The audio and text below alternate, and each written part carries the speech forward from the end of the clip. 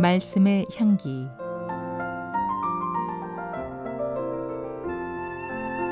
오늘은 경기도 김포시 믿음의 교회 신형섭 목사입니다. 얼마 전 탈북자들의 간증을 들었는데 남한은 어떻게 잘 사는 나라가 되었고 북한은 산들이 벌거숭이가 되고 농사도 안 되고 사람들도 가난하게 사는 나라가 되었는지 그 이유는 하나님께서 함께하자는 나라가 되었기 때문이라고 지적했습니다. 땅 위에 살고 있는 사람들이 하나님을 버리고 하나님께서 함께하지 않으시니까 땅이 저주를 받고 귀신들이 사람들을 사로잡고 있다는 것입니다. 남한은 하나님이 함께하셔서 교회가 있고 풍성하고 기름진 땅이 되는 것이라고, 하나님이 함께하는 것이 복 중에 최고의 복이라는 겁니다. 어떤 나라도 하나님이 떠나면 그 나라는 아무것도 아니다라는 것을 봅니다. 성경에서도 하나님의 복은 사람이 하나님과 함께하는 것입니다. 미국의 학자들이 모여서 인류 역사의 제일 부자가 누구일까 조사를 했다고 합니다.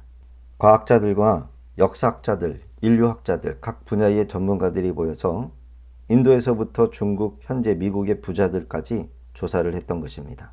역사적 근거와 과학적 근거를 가지고 조사를 했는데 1위가 다윗 왕이라고 조사 결과가 나온 것입니다. 다윗이 제일 복을 많이 받은 사람, 그렇다고 다윗이 하버드 경영대학을 나온 것도 아니고 정치학이나 외교학을 나온 것도 아니었습니다. 다윗은 돈 버는 것도 몰랐답니다. 다윗이 잘한 것 하나, 하나님만 잘 섬겼던 사람이었습니다. 다윗이 잘한 것이 하나님이 함께 하시는데 초점을 둔 것입니다. 인간의 능력은 하나님이 함께하는 데 있습니다. 그 외에는 모든 것이 약한 것입니다. 사람들이 올림픽 경기에 신기록을 세웁니다. 아무리 높이 뛰어도 인간은 대단한 존재가 아닙니다. 얼마 높이 뛸 수가 없습니다. 짐승들을 보면 인간들을 보기에 가소롭습니다. 사람이 쉬지 않고 뛰어도 마라톤 42km 몇 시간 뛰지만 사람의 주먹만한 제비는 강남까지 날아가는데 쉬지 않고 날아갑니다. 강남이 어디입니까? 말레이시아에서 인도네시아 지역입니다. 비행기로 6시간 가는 엄청난 거리인데 강남을 날아가는 제비는 쉬지 않고 날아갑니다. 얼마나 놀라운 일입니까? 하나님이 왜 사람을 이렇게 약한 존재를 만드셨을까? 약한 사람에게 만물을 맡기신 이유가 뭘까요? 하나님이 함께 하실 때 만물을 다스리게 하시고 생육하고 번성하고 땅에 충만하도록 모든 것을 가꾸고 보존하는 이 만물의 영장으로 삼아서 만물의 모든 것을 관리하는 책임이 우리 인간의 머리로 되는 것이 아니다라는 겁니다. 참된 복은 하나님께서 우리와 함께하는 것에 출발합니다.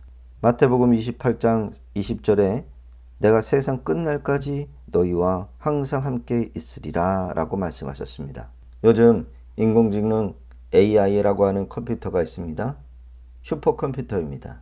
모든 인간의 데이터를 다 집어넣고 인간이 생각할 수 있는 지식을 수십 초 안에 계산해서 결과물을 만들어내 인공지능 컴퓨터.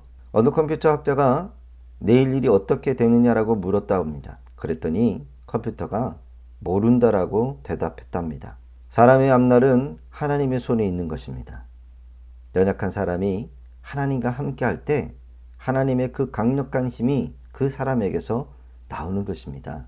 하나님의 신이 우리 가정에 함께할 때 우리 가정이 잘 되는 것입니다. 하나님의 신이 나와 함께할 때 나로 하여금 내 주변 사람들이 구원받게 되는 것입니다. 하나님의 영이 우리와 함께할 때 마귀도 떠나고 악한 사람도 분별하게 되고 사업적으로도 큰 손해를 당하지 않는 이유는 하나님의 성령이 함께 하셔서 손해보지 않도록 지혜를 주시는 것입니다.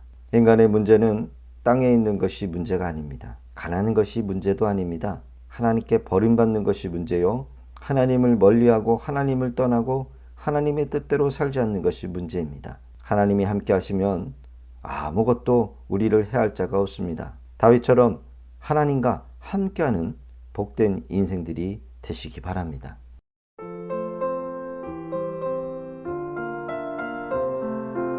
말씀의 향기. 경기도 김포시 믿음의 교회 신형섭 목사였습니다.